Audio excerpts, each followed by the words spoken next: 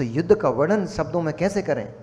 ऐसा महा घनघोर युद्ध हुआ, ऐसा भयंकर युद्ध हुआ, जहां देखो वहां नर मुंड कटे पड़े हुए हैं, जहां देखो वहां हस्ती मरे पड़े हुए हैं, हस्ती हस्ती को मार रहा था, घोड़े घोड़े के ऊपर चढ़े चले जा रहे थे, पैदल सैनिकों को भालों से छेदते चले जा रहे थे, कोई किसी के ऊपर भाले से प्रहार कर रहा है तो कोई किसी के ऊपर तलवार से प्रहार कर रहा है।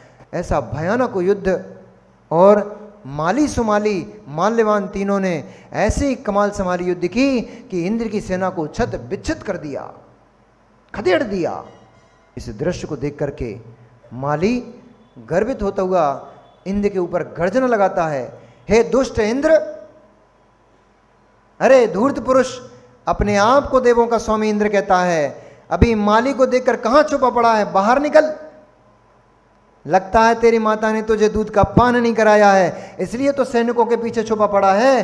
अरे अगर तेरे में पौरुष है, बल है, तो ले, माली तेरे सामने खड़ा हुआ है, आकर मुझसे युद्ध को प्राप्त कर। ऐसे कठोर शब्द सुन करके, और जैसे ही उसने देखा कि इन तीनों भाइयों ने तो मेरी पूरी सेना को छत-विच्छित कर दिया है, यहां तक कि लोकपालों को भी कष्ट में कर दिया है, ऐसे लोकपालों को घेरा देख करके इंद्र स्वयं अपने ऐरावत हाथी को आगे बढ़ाता हुआ और माली के सामने पहुंच गया।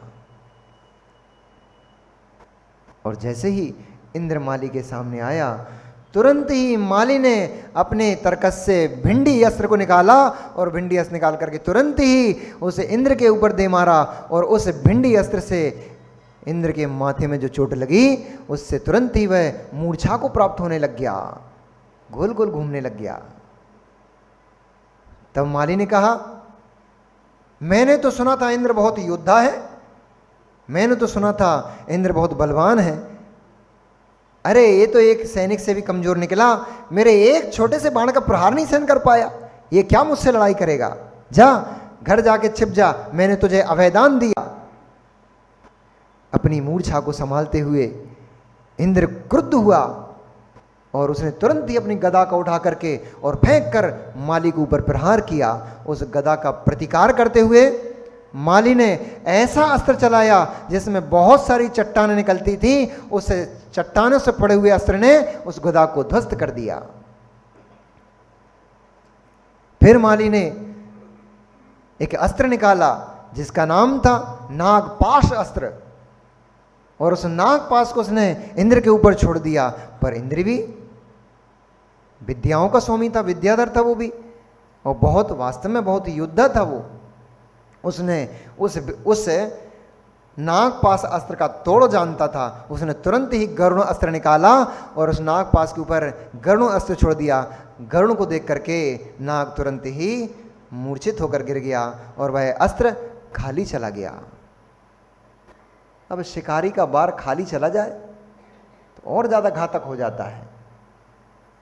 शिकारी का बार खाली चला जाए, शिकार हाथ में ना आए तो शिकारी और घातक हो जाता है। इसलिए उसने और अधिक घातक होते हुए अपने अपने गज के ऊपर रखा हुआ भाला सीधा का सीधा और इंद्र की छाती की तरफ दे मारा। तुरंत ही जैसा ही वह पैनी नोक वाला भाला अपनी तरफ आते हुए उस इंद्र ने देखा, उसने तुरंत ही अपना क्या उठाया, ढाल को उठा करके अपने सीने पे लगा लिया और वह उसका भाला अस्त्र निष्फल हो गया। फिर माली ने, जब तक माली पुनः वार करता तब तक इंद्र ने अपना चक्र उठा करके तुरंत उस माली के ऊपर दे मारा। और जैसे ही माली कुछ कर पाता अथवा अपनी रक्षा के लिए संभल पाता, वो तीव्र गति से चलता हुआ चक्र माली की गर्दन पर चला और माली की गर्दन कटकर बाहर फेंक गई। धड़ से गर्दन अलग कटी हुई देखी, सारी सेना कपकपाने लग गई। ओ, हमारा तो राजा ही मृत्यु को प्राप्त हो गया। भैया, जब तक मां एक नीति सीखना, जब तक सेनापति सुरक्षित है तब तक सेना को बल होता है, जब तक राजा सुरक्षित होता है तब तक सेना का बल होता है, तब तक सेना अपने उमंग से पूरी शक्ति से लड़ती है। राजा की मृत्यु होते ही कितनी ही बलशाली सेना हो तुरंत बलहीन हो जाती है। आपके घर का सेनापति आपके घर में रहने वाले बुजुर्ग होते हैं। आपके घर में जब तक बुजुर्ग हैं तब तक आपके घर के सदस्यों को बल होता है, और आपके घर से बुजुर्ग चले जाएं आप बलहीन हो जाते हैं। इसलिए घर में बुजुर्गों की सुरक्षा करो, घर में बुजुर्गों की सुरक्षा करो, उनकी सेवा करो। भले ही वे काम कुछ भी नहीं करेंगे, उनका होना मात्र ही आपके लिए प्रेरणा देता है, आपके लिए बल देता है। युवा कितनी धन संपत्ति अर्जन कर ले, कुछ भी कर ले, बड़ा बड़ा वैभव बना ले, लेकिन वृद्ध का केवल बैठ करके बेटा तुम्हारे ऊपर मेरा आशीर्वाद है, इतना कहना ही उस युवा के लिए प्रेरणादायक होता है, प्रेरित कर देता है। दूसरी बात, घर में यदि बुजुर्ग रहते हैं तो ये बच्चे हैं ना, ये बिगड़ने से बच जाते हैं। भले ही ना दादी दादा डांटते नहीं हैं और लाड़ प्यार ज़्यादा देते हैं वो तो, तब भी घर के बच्चों को एक भय रहता है कि हमारे दादी दादा घर पे बैठे हैं। और जिनके घर में नहीं रहते हो वो उनकी कमी को इस समय महसूस करके देख लेना कि आपके परिणामों में और जिनके घर में दादी दादा रहते हैं उन बच्चों के घर के परिणामों में अंतर आप खुद स्वयं देख लेना। अनुभव का विषय बता रहा हूं मैं आपको। इसलिए घर में बुजुर्गों का होना बहुत आवश्यक है, उनसे आपकी रक्षा होती है। यद्यपि ना किसी से लड़ने जाएंगे ना कुछ करने जाएंगे, तब भी उनका मात्र होना आपके लिए बल प्रदान कर देता है। जैसे ही श्री माली का गर्दन से धड़, धड़ से गर्दन अलग हुई, तैसे ही सुमाली और माल्यवान दोनों का बल भी निष्बल हो गया, निस्तेज हो गया, और वो दोनों भाई भी उस भूमि से, रणभूमि से भागने को उद्यत हो गए, रण छोड़कर भागने लगे। उनको भागता देख सेना भी निस्तेज हो गई। अब सेना भी अपनी अपनी रक्षा करते हुए, अपनी अपनी जान बचाते हुए सारे सैनिक तितर बितर भाग पड़े। उनको भागते हुए देख करके सभी सेना के सैनिक जोर जोर से चिल्लाने लगे, अरे कायरो, पीठ दिखा के भाग रहे हो, लगता है तुम वीर के पुत्र नहीं हो, सूरवीर के पुत्र, क्षत्रियों के पुत्र नहीं हो, तुम तो कायरों के पुत्र हो। रणभूमि से गर्दन कटवाई जाती है, पीठ दिखाकर नहीं भागा जाता है। और कहाँ गया तुम्हारा उसका माली का पौरुष, कहाँ गया तुम्हारा माल्यवान का पौरुष, सब नष्ट हो गया है। अब वो खुद ही भाग रहे हैं बेचारे। उनको जैसे ही भागते देखा, तुरंत इंद्र ने अपना ऐरावत हाथी, जिसको ऐरावत बोलता था, ओरिजिनल वाला नहीं था वो, उसका ऐरावत नाम रखा था, तो वह ऐरावत हाथी उसके पीछे लगा दिया। और जैसे ही वो उसके पीछे भागने लगा, तुरंत सोम नाम का जो लोकपाल था वो उसके सामने आकर खड़ा हो गया। हे स्वामी, भृत्य के होते हुए भागते हुए किंकर के पीछे यदि स्वामी भागे तो फिर भृत्य के होने का क्या औचित्य है? आपके पास मेरे जैसे सुभट इतने सारे हैं, उसके बाद भी यदि इन कायरों के पीछे आपको जाना पड़े तो फिर हमारे होने का क्या, हमारे जिंदा होना नहीं होना एक बराबर है, हमारा तो मरने के समान बात हो गई।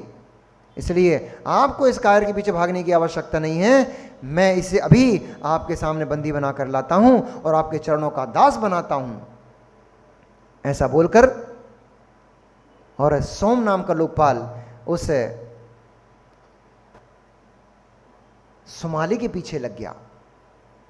और जैसे ही सुमाली ने उसको पीछा करते हुए देखा और यह जानकर कि यह मुझे ऐसे छोड़ेगा नहीं, उसने तुरंत ही अपना मंत्रित गदा उठा करके और पीछे के पीछे फेंक मारा, और वो जाकर के गदा सुमाली के माथे से टकरा गया, जिससे वह तुरंत ही बहुत गहरी मूर्छा में चला गया।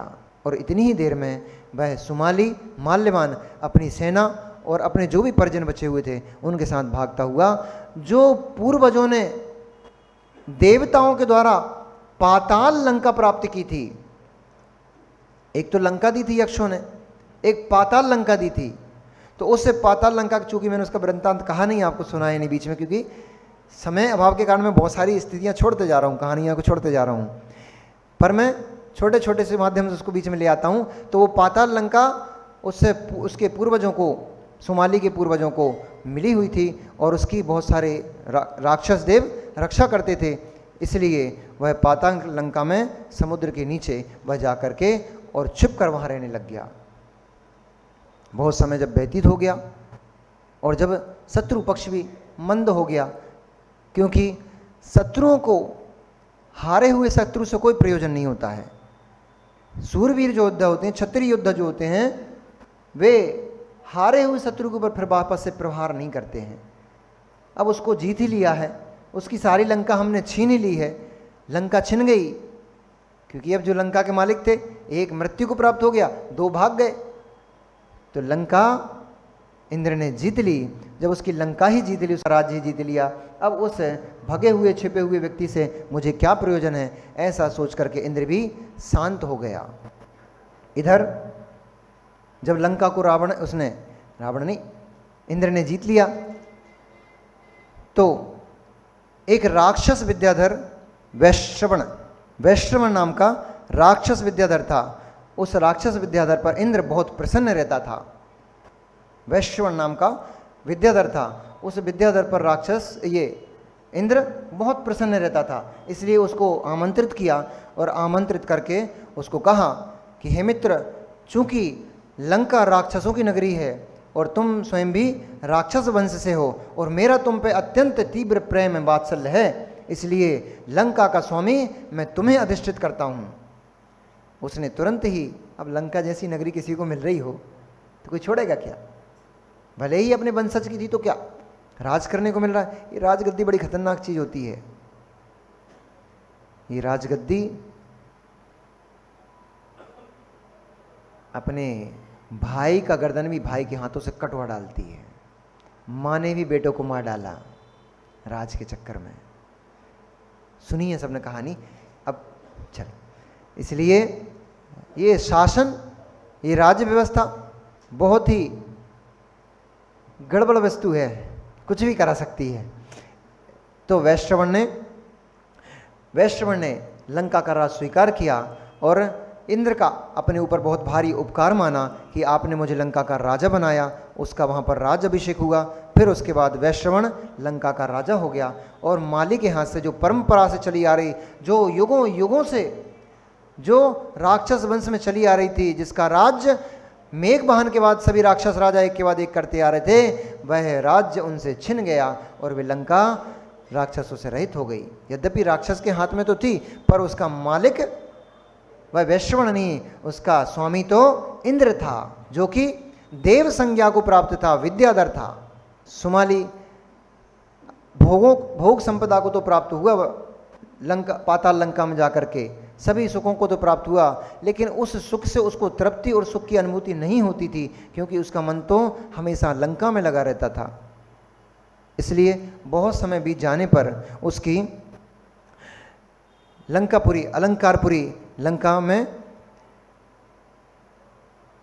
पाताल लंका में निवास करते हुए उसने अभी यहाँ जब तक लंका में, वह पाताल लंका में जाकर निवास करने लगा, तब तक यहाँ इंद्र ने अपने रुथनुपुर नगर के जो नाम नगर था इंद्र का, उस नगर में बड़े वैभव के साथ वापस युद्ध को जीत करके और प्रवेश किया।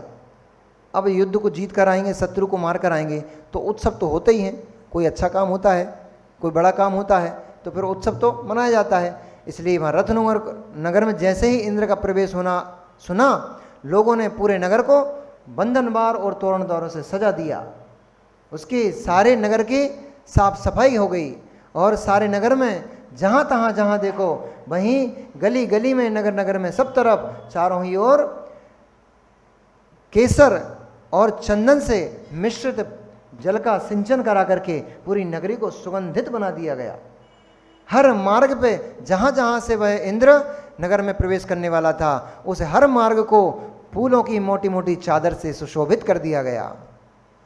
ऐसे बड़े वैभव के साथ, बड़े उत्सव के साथ नाचना गाना और बहुत सारे नृत्य नित्यांगनाएं, जहाँ इधर इंद्र का प्रवेश नगर में हो रहा था और वहाँ पर सामने ही बहुत सारी नृत्य नित्यांगनाएं अपने नृत्य को दिखा करके इंद्र को प्रसन्न कर रहे थे।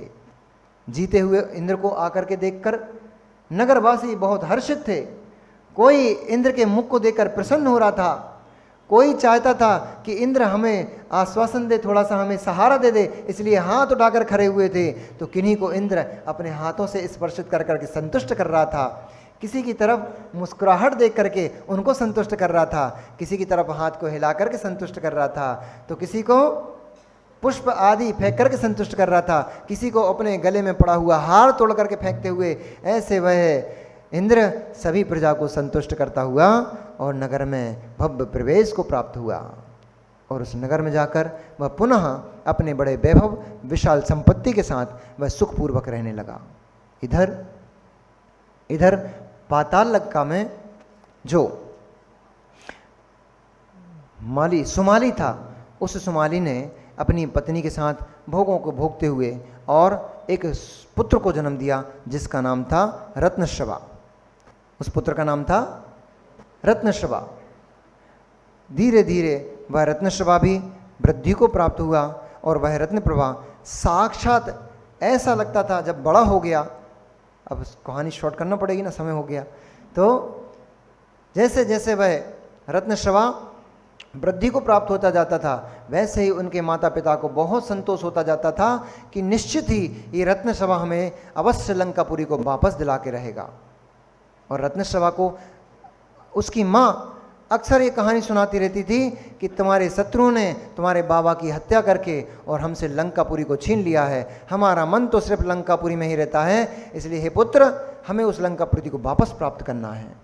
ऐसा श्रवण करते हुए वैश्रवण रत्नश्रवा वृद्धि को प्राप्त हो रहा था और वृद्धि वैभव से युक्त रत्नश्रवा विद्या सिद्धि करने के लिए उसको लंकापुरी पर विजय प्राप्त करने की उत्कंठा हो गई। इससे प्रेरित होकर के वह विशाल विशाल विद्याओं को सिद्ध करने के लिए एक वन में प्रवेश कर गया। और बियाबान जहाँ मनुष्यों का प्रवेश, और मनुष्यों का तो क्या कहें, वहाँ तो वायु का भी प्रवेश अत्यंत मुश्किल से हो पाता था। ऐसे उस घने जंगल में जाकर के वह रत्नश्रवा विद्या की सिद्धि करने लगा। इसी के साथ समय की पूर्ति हो गई। अब विद्या सिद्ध हुई कि नहीं हुई, कितनी विद्याएं सिद्ध हुई होंगी, अगर हुई होंगी तो फिर रत्नश्रवा उसको जीत पाया, लंका को पुनः कि नहीं जीत पाया, जानेंगे कल के प्रवचन में। तब तक के लिए ओम नमः सिद्धेभ्यः। मनुष्यों, वर्तमान शासन नायक भगवान महावीर स्वामी के शासन काल में हम सभी बब जीव यहाँ विराजते हैं। परम भट्टारक महाश्रमण उन भगवान वर्धमान स्वामी के मुख कमल से निश्रित भगवती वाग्वादिनी माँ जिनवाणी का हम सभी भव्य जीव यहाँ करुणांजलि लगा करके पान कर रहे हैं। यह वाग्वादिनी, यह भगवती माँ जिनवाणी सभी जीवों का कल्याण करे, सभी जीवों का मोक्ष मार्ग प्रशस्त करे।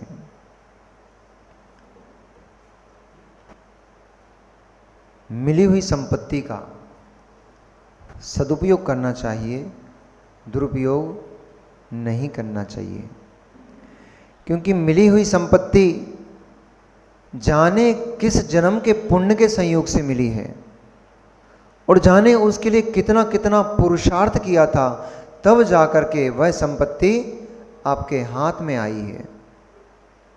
और कहीं ऐसा न हो कि आपके हाथ आई संपत्ति छिन जाए, चली जाए, फिर केवल आंखों में उस संपत्ति की तस्वीरें ही झूलती रह जाएंगी, वह संपत्ति आपको मिलने वाली नहीं है।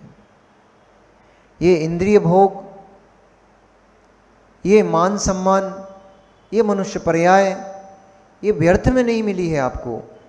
ऐसा नहीं कि आपके मन में आया और आप मनुष्य बन गए, ऐसा नहीं कि आप चाहते थे इसलिए आप मनुष्य बन गए, ऐसा भी नहीं कि इन भोगों को आप भोगना चाहते थे इसलिए सारे के सारे स्वतः ही आपको भोग प्राप्त हो गए हैं, ऐसा बिल्कुल भी नहीं है। एक एक इंद्रिय, और इस एक एक इंद्रिय का क्षयोपशम प्राप्त करने के लिए आपने वर्षों वर्षों जन्मों जन्मों में मेहनत की है। कई कई जन्म का पुरुषार्थ एकत्रित हुआ, तब जाकर के आपको ये 5 इंद्रियां मिली हुई हैं। इसकी दुर्लभता नहीं मालूम है आपको। इसकी दुर्लभता नहीं मालूम है आपको। कई कई जन्म पुरुषार्थ किया तब जाकर के आपको एक मन मिला है जिससे आप संगी कहलाते हो। इसकी दुर्लभता नहीं मालूम है आपको, इसलिए मन में तुरंत ही अशुभ विचार आ जाते हैं, अशुभ भाव आ जाते हैं, तुरंत ही अशुभ करने का मन करने लग जाता है। क्यों? इस मन की उपलब्धि की आपको दुर्लभता नहीं पता है कि कैसे मैंने इसको प्राप्त किया है। अरे उस जीव को क्या पता, उस बालक को क्या अनुभव, जो पैदा हो पे ही सोने के झूले में झूला था, उसको क्या मालूम कि ये सोने का झूला कमाने में कितना पसीना बहाना पड़ता है। उस व्यक्ति को क्या पता जो जन्म लेते ही सोने चांदी की थालियों में भोजन करता है, उसको क्या पता कि एक मिट्टी का पात्र भी नसीब हो जाए ये कितना मुश्किल कार्य है। उस जीव को क्या पता, उसने तो लिए, जरा सा कुछ हुआ कपड़े उठाकर यूं फेंक दिए, जरा सा कुछ हुआ भोजन की थाली वो आसमान में घूम रही है, जरा कुछ हुआ तुरंत किसी के ऊपर भी लांछन लगा दिया, किसी के ऊपर भी बरसना शुरू कर दिया। इससे आपको ये इंद्रियां नहीं मिली हैं, इनको ऐसा करने से आपको ये 5 इंद्रियां नहीं मिली हुई हैं, ऐसा करने से आपको ये मनुष्य पर्याय नहीं मिली हुई है, ऐसा करने से आपको ये जैन कुल नहीं मिला हुआ है। ऐसा नहीं किया था, किसी के प्रति द्वेष का भाव नहीं रखा था, उससे 5 इंद्रियां मिली हुई हैं। किसी का अपमान नहीं किया था, उससे मन मिला हुआ है, 5 इंद्रियां मिली हुई हैं, उससे मनुष्य देह मिली हुई है। सभी जीवों के प्रति दया का, करुणा का भाव सा, उस दया के भाव से 5 इंद्रियां और ये मनुष्य पर्याय मिली हुई है। लेकिन इस पर्याय का हम उपयोग किस में कर रहे हैं? जिनसे मिली है उसमें कर रहे हैं, या जिनसे छिन जाने वाली है उसमें कर रहे हैं। इसलिए जो संपत्ति मिली है इसका रक्षण बहुत आवश्यक है। और ठीक है, ये संपत्ति ठहरने वाली तो होती नहीं, ये तो एक न एक दिन नष्ट होने वाली होती है। इसलिए संपत्ति का रक्षण मत करो, जो मिला है उसका रक्षण मत करो, लेकिन उस मिले हुए वस्तु से, जो पुण्य से आपको प्राप्त है, उस वस्तु से कुछ ऐसा प्राप्त कर लो जो उससे भी ऊपर का हो, क्योंकि संपत्ति नष्ट हो जाएगी, इंद्रियां नष्ट हो जाएगी, ये मनुष्य देह, मनुष्य शरीर नष्ट हो जाएगा। ये सदा सदा आपके साथ रहने वाला नहीं है, ये तो चले जाने वाला है। फिर ऐसा ना हो कि जब बुढ़ापे में आकर बुजुर्ग हो जाओगे तो हाथ पैर चलना बंद हो जाएंगे, शरीर चलना बंद हो जाएगा, तब भगवान का नाम लेने की भी शक्ति शरीर में नहीं बचेगी। तब बिलखोगे, रोगे, चिल्लाओगे कि हाय हाय, मैंने पूरे जीवन में अपनी पूरी शक्ति को भोगों में नष्ट कर डाला, अब जब समय बचा है कुछ भी नहीं करने लायक में बचा, अब क्या करूं, अब कैसे प्रभु के दर्शन करूं, अब तो आंख उठ ही नहीं रही है, खुली नहीं रही है, पलक ही नहीं खुल रही है, अब कैसे भक्ति सुनूं प्रभु की, अब तो काम करना बंद कर चुके हैं, अब कैसे गुरुओं को दान दूं, अब तो मेरे हाथ ऐसे थर थर कांपते हैं, बिना लकड़ी के, बिना बाकर के सहारे के तो अब तो एक कदम चला भी नहीं जाता है, खड़े ही होते नहीं बनता है, अब कैसे गुरुओं को दान दे पाऊं। अंत समय में ऐसा विलाप ना करना पड़े तो आज से ही सुरक्षा करके चलो, अभी से सुरक्षा करके चलो। जो जीव वर्तमान को सुधार लेते हैं वे जीव सुख को प्राप्त होते हैं, वे जीव बिलखते नहीं मिलते हैं। लेकिन जो जीव इनका भोग भोग करके इनको नष्ट कर देते हैं वे जीव रोते मिलते हैं। आज बेचारा वैश्रवण, रत्नश्रवा वैश्रवण तो उस लंकापुरी का मालिक बनकर बैठ गया है वैश्रवण, और बेचारा रत्नश्रवा जो उस लंका का स्वामी था, सुमाली का पुत्र जो लंका का स्वामित्व करता, लंका का राजा होता, उस लंका को छोड़ करके और एक पाताल नाम की जो लंका थी उसमें छुप कर बैठ गया। वस्तु की सुरक्षा करना चाहिए, हमें जो मिला है उसकी सुरक्षा करना चाहिए, ना कि उस पर अभिमान करके उसको अपने हाथ से नष्ट कर देना चाहिए। मान कसाय किसी का फलीभूत नहीं होता, नष्ट कर देता है। मान कसाय किसी की फलीभूत नहीं होती। हम देखते हैं साहुला जी, यहीं देखते हैं, आप निवेदन करते हो कि भाई पीछे वालों के लिए, आने वालों को जगह मिले, आप आगे खिसक के बैठ जाओ, लेकिन उसमें भी सब नहीं खिसकते हैं। पकड़ना अपनी मान कसाय को, पकड़ो अपनी मान कसाय को, उसमें भी सभी नहीं खिसक पाते हैं। मैं क्यों खिसकूं? या ये कौन होते मुझे मेरे ऊपर ऑर्डर चलाने वाले, मुझसे कहने वाले कि आगे खिसक के बैठ जाओ? पकड़ो परिणामों को। मैं तो केवल एक आपको नाप तोल बता रहा हूं। तोलना तो आपको ही है, तोलना तो आपको ही है, देखना अपने परिणामों को आपको ही है, दूसरा नहीं देख पाएगा। और देख भी लेगा उससे कुछ फर्क नहीं पड़ने वाला है, क्योंकि जीव परिवर्तन अपने अंदर तभी लाता है जब उसको लगता है कि मैं गलत हूं। जब तक उसको इस बात का एहसास नहीं होता, वह गलत में भी अपने आप को सही मानकर बैठा हुआ है, उस जीव का जीवन में कभी भी सुधार नहीं हो सकता। जिसने गलत को ही सत्य मान लिया है, अब उसका कभी सुधरने का कोई चांस नहीं, वे ही सुधर पाएंगे। बिगड़ी गाड़ी ठीक हो पाती है, बिगड़ी गाड़ी ठीक हो पाती है, लेकिन कब? जब तक उसमें जंग नहीं लगी है। अब पार्ट में जंग लग चुकी है और एक पार्ट दूसरे पार्ट के अंदर चिपक चुका है, अब कोई संभावना नहीं, क्योंकि जहां से खोलोगे वहीं से टूटेगा, जहां से खोलोगे वहीं से टूटेगा। ऐसे जो जीव जिनके परिणाम कषाय भूत हो चुके हैं, इतनी मान कषाय जिन जीवों के अंदर बैठ चुकी है कि अब यदि दूसरा कोई किंचित थोड़ा कुछ बोलने का प्रयास भी करता है तो तुरंत टूटना शुरू हो जाता है। खुलना नहीं चाहता, टूटना चाहता है। कल से नहीं आएंगे। आपको इतने बुरे लग रहे हैं आपको हम इतने बुरे लगते हैं, ठीक है, कल से नहीं आएंगे, मत आओ। नहीं आओगे, अरे मानी, अरे मान कसाई, नहीं आएगा